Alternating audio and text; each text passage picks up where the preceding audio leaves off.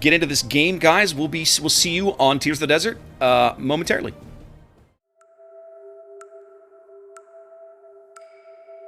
Off the North African coast, an arid expanse of the Mediterranean Sea plays host to opposing forces as they battle it out for control of the seas. Amongst these sun-blasted islands, where enemy fire isn't the only bad way to die, only one team will triumph. This is Tears of the Desert. Tears of the Desert is a 42 by 42 kilometer domination-style map with 3 cap points running in a line from northwest to southeast. The A cap is in the top left, B is in the center, and C is in the bottom right.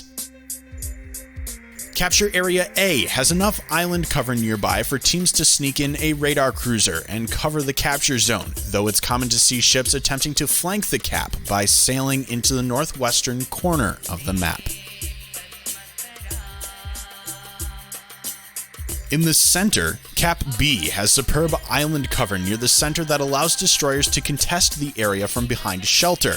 Landing shells on ships in this position is challenging until teams are able to push forces into the corners of the map. Cap C is similar to Cap A. There is cover nearby for cruisers who want to defend, but very little cover within the cap itself. The picket line of islands that separate B and C make pushing in force from one cap to the other very challenging. 18 ships, 2 teams, 1 victor. It's time to play Tears of the Desert.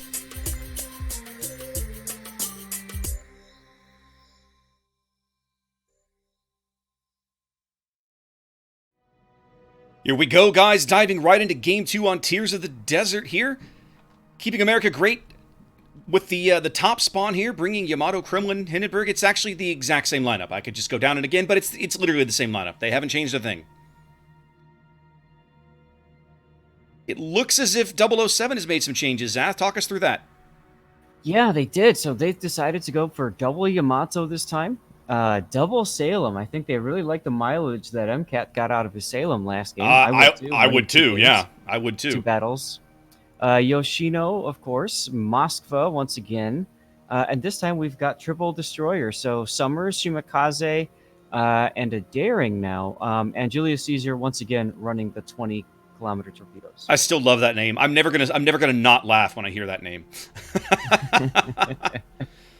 All right, keeping America great here. Going for a 5-4 split, avoiding the B cap entirely. Moskva, Kremlin, Smolensk, Hindenburg, Summers all going to A. Everybody else, Yamato, double Moskva, and Shima headed to C. As we see now, that triple destroyer working here for OO7. They've sent somebody to B already. Well, yeah, absolutely. They're going to put one in each place. But here comes the radar, Forgotten Liquid, getting in an early radar here. He will capture Eagle Lands. They've got radar on him, but they can't do anything about it. It feels like a wasted radar. I see shells coming in from digital, but they're easily jukeable by Eagle. Yeah. That feels like a wasted radar. I mean, you know which destroyer it is. It's not completely useless information. So now you know that the Summers and the Shimakaze are on the flank. That gives you some info, but you don't get any damage out of your radar. That feels kind of bad. They got more radar. Well, they do. They've got extra Moskvas. We'll see how it goes here. Hezekiah's Shimakaze pushing through. I don't know that torpedo salvo is really going to get the angle he wants. He dumped all of his torpedoes at Eagle's Daring. But I'm willing to bet you that Eagle's not going to sit there. Let's have a check. Well, he is moving. No, he is just sitting there. I'm actually genuinely surprised by this. This torpedo salvo, if Eagle doesn't have his hydro up, this torpedo salvo could be really bad. I mean, it's a question of whether he has his hydro up or not. Although they are Shima torpedoes, so they're spotted from the moon.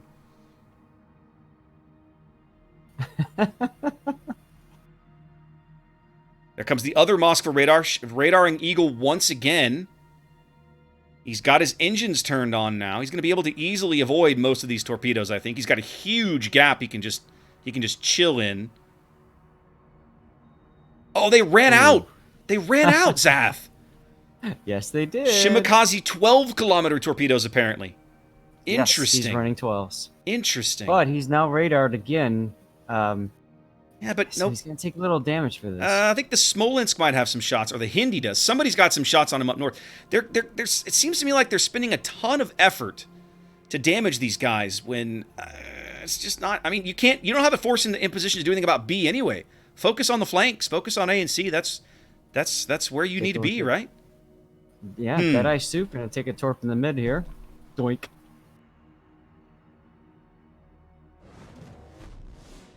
"20-kilometer torpedoes might be spotted from space, but if you're sitting still, if you're sitting still and you don't have your Hydra up, there's nothing you can do about it. And they hurt because they're still Shimakaze torps. Yep, now, Forgotten Liquid's taking a Summers torp on the bow. Now, what's interesting about the Smolensk is using the Summers smoke as a screen. He hasn't popped his own smoke yet. And that makes sense, right? Why waste the consumable? 007 definitely knows how to work these Shimakazes into their rotation. That's for sure. They're getting great work out of them. Well, a lot of people forget that torpedoes aren't just meant to do damage. They're also meant to be area denial. Very much so. So you can fire a torpedo in a way that prevents the enemy from maneuvering in a certain way. Digital Wind just got slapped. I can only assume that was off of UMG's Yamato back here. Yeah, I'm just taking a look. Neighbor does not have an angle on him. Yeah. Once again, Zath, we see OO flexing their destroyer advantage out to about a 100-point lead here. 5 minutes gone. At least KAG is ticking up a cap right now. They've managed to push the, I believe that's Julius Seizure down at C, right? No, that's the Correct. Summers. That's critical. No, Summers. That's G36. All right, so they've managed to push him off the cap for the moment. But how long is that going to last?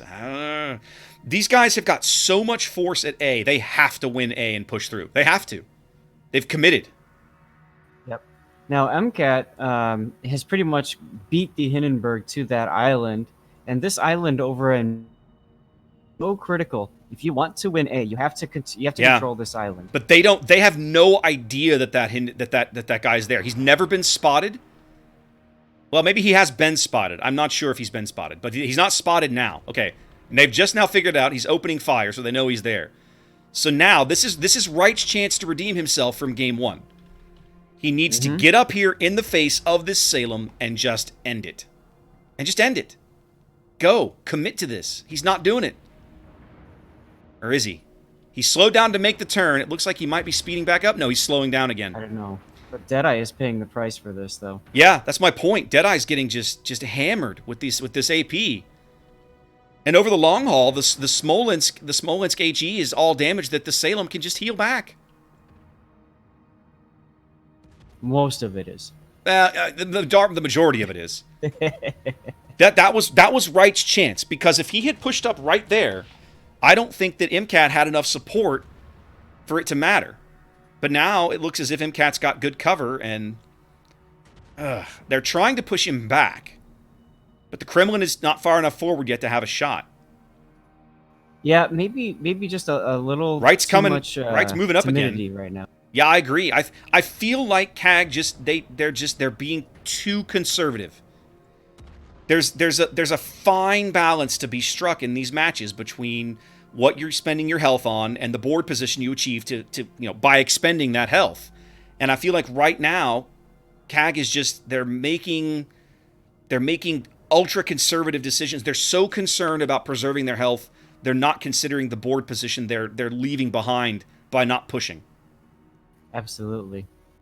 It is pretty funny watching the two of them. Every now and then they're shooting like one shell in front just to remind each other that they're there. Right. It reminds me of Battlefield Friends Noob Fight. Yeah, exactly right. C is contested. A has not yet flipped, so again, OO has moved out to over a 200-point lead. It looks as if KAG might finally bag A, but they need to bag A and move through A. They got to get through this cap. They got to push around. How about the fact that 007 has rotated Eagle Lance around out of B now, because they figure, well, they're not going to contest him. They're not. But he's about to run into some torpedoes. Yes, he is. And he's got a nice hole. He's covered. I keep waiting for Wright to make a move here, but he's just not interested. Now, MCAT has pushed just far enough back where the Moskva can get some shells on him, but they're not great shells. That's about as far back as MCAT can go. So that's it. Wright needs to push up at this point. He continues to just play this little game. Yeah, they're just trying to siege him out. Yeah. But that's not going to work. No, not against the Salem. His heal is just ridiculous. They're going to struggle with that. And in a minute, Eagle's going to pop around this corner and just annihilate him. MCAT going up with the radar. Yep, we see that now. A little bit of counter radar, so they know where Eagle Lance is now, I think. Is he in range? He's not in range of Moistender's radar, so they don't really know where Eagle is. Yep, they haven't spotted him. Or at least he's not spotted at the moment. KAG starting to... Single fire torps right into the bow, I think. Yeah, that's all it would take. KAG is starting to close the gap a bit. Well, they were. They had successfully pushed G36 off of C for a little bit.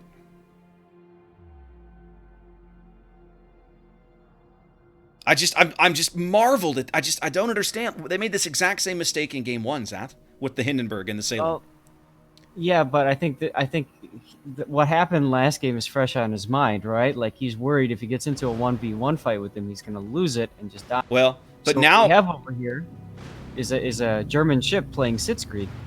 Yeah, but just it feels terrible. Now Eagle's in a position where he can fire on Wright. Yep, he was. Because Wright should be proxy spotted. We haven't looked at C in a while. I haven't looked at C in a while. Forgotten Liquid. I saw him take a torp in the bow a little while ago. Now he's getting shelled on by the Salem down south. If he's not careful, he might back up a little too far. No, he's okay for the moment. The Yamato, who is that? That's Neighbor Kid's Yamato might have a shot if he's looking for it, but man, that's a long ways. Yeah. Neighbor Kid just fired north. Okay, yeah, I was gonna say if he's looking for it, but man, it's about a 27-kilometer shot. I don't think he'd take it. Yeah, he's firing a Deadeye. Time's ticking away. Still plenty of time in the game.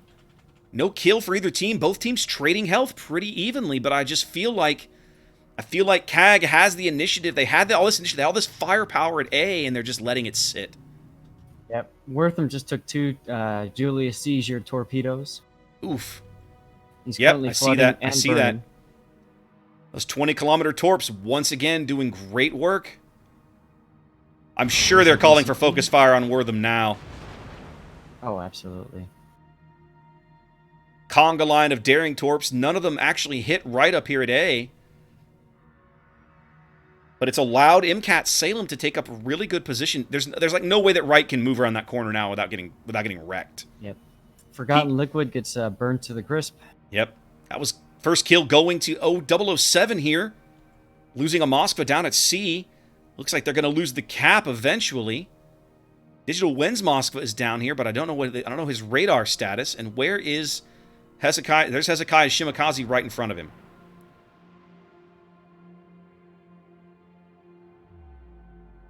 Eight minutes to play, and 007 over a 400-point lead here as they do bag Wortham's Kremlin up at A. And so there you kind of see the cost, right? Zat, they moved up to this cap and then they just sat. And they just got farmed out. Yep. MCAT moving up now. Looks like he's trying to radar the Smolensk. Oh, he slapped Deadeye. He's about to wipe him out. He did. And there he goes. Looks as if Wortham also knows that the Summers is there. Looks as if Wright might now have finally just decided, well, to hell with it. But it feels like this is about 8 minutes too late. Oh, definitely. He is going in with the Summers close aboard. Summers now catching some fire from the Daring up north. I'm not quite sure why they're moving this closely in tandem. It kind of limits what the Hindi can do with his torpedoes. Yeah, He does get one salvo off, but MCAT's going to dodge them all. Summers' torpedoes going out for him now, and it doesn't matter. The game ends. A 5-0 ship sweep for these guys. Wow.